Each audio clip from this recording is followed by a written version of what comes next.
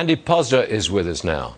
All right, Andy, will President Biden's policies bring inflation down? What do you say?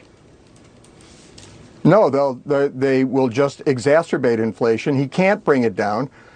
He can't politically bring it down. He could bring it down if he inspired businesses to increase supply so that supply would meet demand by maybe cutting regulations, cutting taxes, focusing on domestic energy production. That would help.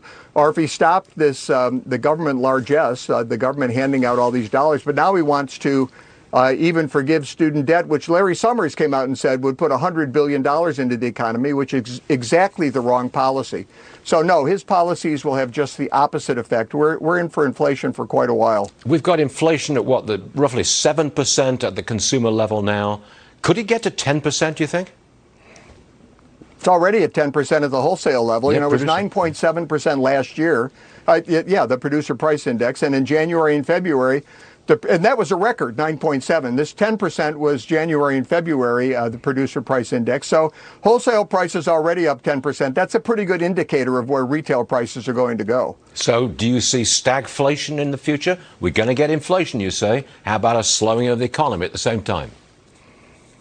Yeah, we are. We're going to have a slowing of the economy. Look, the Fed's got to increase interest rates. They probably have to increase them above the rate of inflation to have a real impact. So if inflation itself doesn't stall the economy out, then the Fed's going to have to step in. And I think we're in for a tough time if we don't start pursuing some policies that address the supply side problems we're facing. You know, the problem with inflation isn't just that there's great demand. If supply is meeting demand, then you don't have inflation. The problem right now is supply is not meeting demand.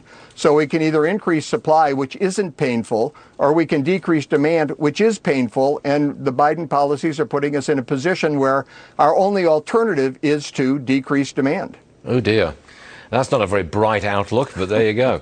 Can I just ask one last quick question?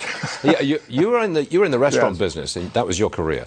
The restaurants that I go into today are packed. Can I assume that the restaurant industry has recovered? Well, there are fewer restaurants than there were before the pandemic. Sure. So the ones that have survived should be doing better. I was in New York just a few days ago, and all my favorite restaurants were packed when I went in them, and people were very enthusiastic. They're still having problems with labor costs. They're still having problems with food costs. But look, people coming in through the door, that solves a lot of problems. So I think you're seeing a restaurant sector recovery. We need to accelerate it, but it's started. Got it. All right, Andy Puzder, always good. Thanks so much for joining us. See you again real soon, Andy. Thank you. Thanks, Stu.